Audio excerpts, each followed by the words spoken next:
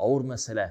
Қайсыз қазіргі уақытта ешқана біз аны ұшыратабыз, кіші динге келді, намазға басты.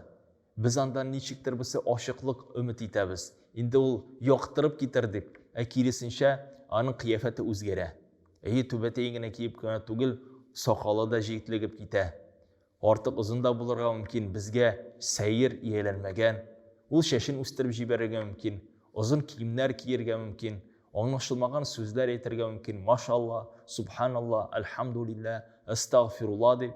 Елекігі уақытта рәуіште көрішмей, енді құшақлашмасқа да мүмкін. Біздің білен бір табын ұлға ұтырмасқа мүмкін. Бізге ол сәйір. Сұрау келіп шыға. Мұсылман күші шундай боламы деп енді.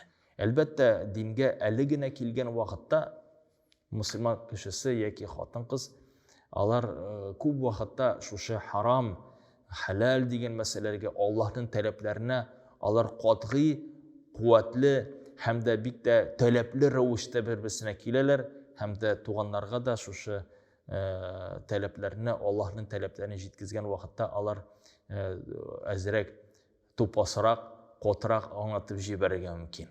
Ләкин дандан көңіл түшірге керек түгіл, жамағат 1-2 елдан соң алар тегізлеше жайлап қана білімдерін ала башлағаш, өзінің матурғына сөздерін де сізге жеткізе башларлар, иншаллаху таala. Шулық уақытта аларның намазларын, оразаларын біз қуатлап жіберге тиіспіз. Әгер де сәхәрге тұрып, аларға сәхәр ризықларын әзірлеп қойсақ, намазлықларын инде әзірлеп қойсақ, шушында қибласы фәлән жерде деп көрсетіп қойсақ, аларға бір хөрмәтін көрсетсе, һичшиксіз алардың көңілдері йомшарашақ, һәм де аларның менә шушы әйтерлек барша дүния дошман, мен инде динне ауыр итеп үтим деген фикердән ала чыгачаклар. Бар безнең мәҗлесләребез 307-се 40-ы. Кайсысында күргән мөмкин без дини кардәшебез, дини туганыбыз, улыбыз ул мәҗлескә килмәскә мөмкин. 307-сенә, 7-сенә вә 40-ына. Ничек соң ул булып тора? Кызганычка каршы шундый очраклар очрый була. Ни сәбәптән? Чөнки диндә төрле фикерләр йөри җәмәгать. Шул ук вакытта аның белән муамаләне үзергә кирәк түгел. Киресенчә, аның белән күбрәк аралашырга, үзебезгә якынайтырга кирәк. Хәтта сорарга мөмкин, син килмәдең мәҗлесенә, ләкин бер Кур'ан укылы, бер дуа кылып куй әле дип әйтсәк, иншалла, ул андан баш тартмас. Чөнки шәригатыбызда ул хас булып тора, Кур'ан уку ва дуа кылу. Була шундый вакытлар, кайчан дини туганыбызны мәҗлескә чакырабыз, ул килә, ләкин дә мулла кулларын күтәреп дуа кылган вакытта ул кулларын күтәрми. Әлбәттә, аңар карата ничек тә булса нәфрәт уянырга тиеш түгел, гаҗәпләнергә кирәк түгел. Чөнки була шундый фикерләр, кайчан әйтәләр, җәмәгать белән кул күтәреп дуа кылу ул ислам диненнән түгел, бидгать дип. Җәмәгать ул әлбәттә акыллыктан түгел, ул акылсызлыктан, динне тулысынча аңламаган сәбәбеннән.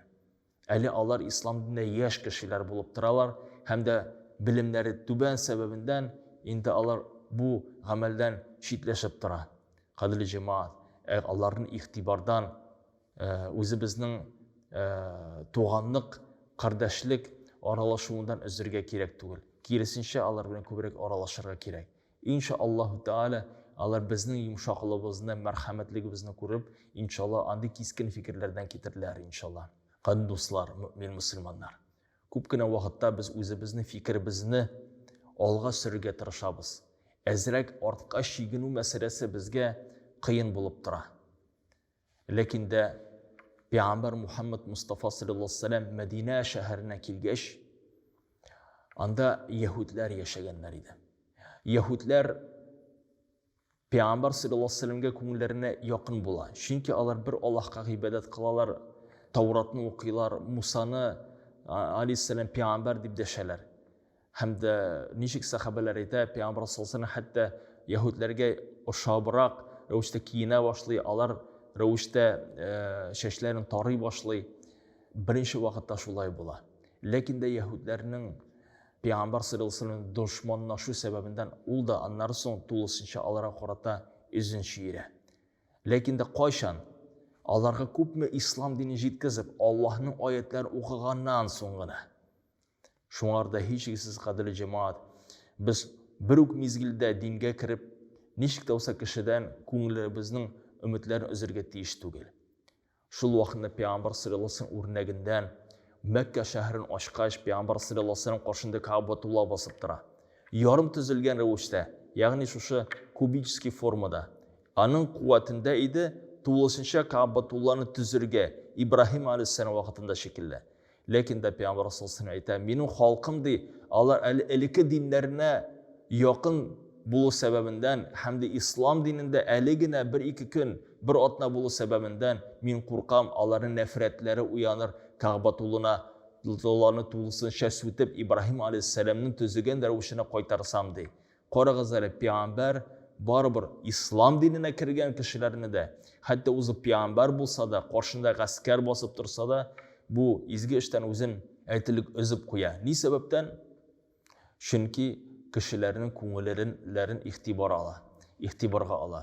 Шуңа да кадерле җәмәгать, без үзебезнең фикеребезне дөрес итеп санасак та, һичшиксез каршыбызда булган кешеләрнең фикерен игътибарга алып, аның күңелләрен игътибарга алып, гамәлләребезне үлчәп үтәргә насыйплардан иләсен.